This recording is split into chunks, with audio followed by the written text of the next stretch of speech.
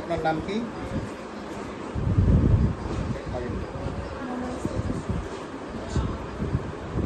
আপনি তো খ্রিস্টান ধর্ম থেকে মুসলমান হতে যাচ্ছেন, কেন আপনার মনে হলো যে খ্রিস্টান ধর্ম থেকে আপনি কেন মুসলমান হতে যাচ্ছেন?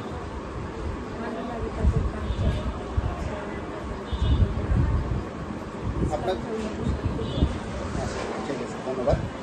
তো আপনাকে এই খ্রিস্টান থেকে মুসলমান হওয়ার জন্য কেউ কোনো প্রকার প্রেশার দিয়েছে, জোরপূর্বক? নিজের থেকে আসছেন, তো আপনার কোনো রকম আপত্তি নাই তো?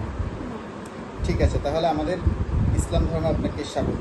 তো আমি একটু আপনাকে মুসলমান হওয়ার জন্য আমাদের যে ফর্মালিটিস সেটা আমি দেখেছি, আপনি অলরেডি এটা পড়েছেন, দেখেছি আমি, এটা তো পড়েছেন, ফলো করা আছে।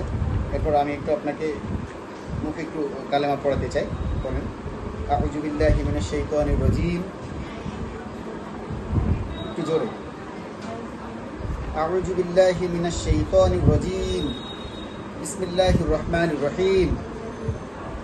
কালেমা তৈয়বা, লা ইলাহা ইল্লাল্লাহু মুহাম্মাদুর রাসূলুল্লাহ। আল্লাহ ছাড়া আর কোনো মাবুদ নাই। কালেমা শাহাদাত, আশহাদু আল্লা ইলাহা ইল্লাল্লাহু ওয়া আশহাদু আন্না মুহাম্মাদান আবদুহু ওয়া রাসূলুহু। আমি সাক্ষ্য দিচ্ছি যে আল্লাহ ছাড়া আর কোনো উপাস্য নাই। আমি আরও সাক্ষ্য দিচ্ছি যে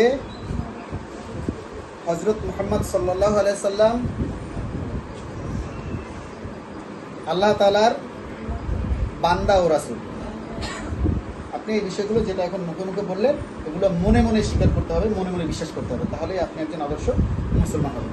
এবং আপনার মুসলমানের যে অন্যান্য বিষয়গুলো আছে, আমাদের যে রীতিনীতি, সেগুলো আজকের পর থেকে, এখন থেকে পালন করবেন ইনশাআল্লাহ। ঠিক আছে, ঠিক আছে আপু, আপনি এখন থেকে আমাদের মুসলমান ধর্মের আমাদের একজন বোন হয়ে যাবেন। ধন্যবাদ।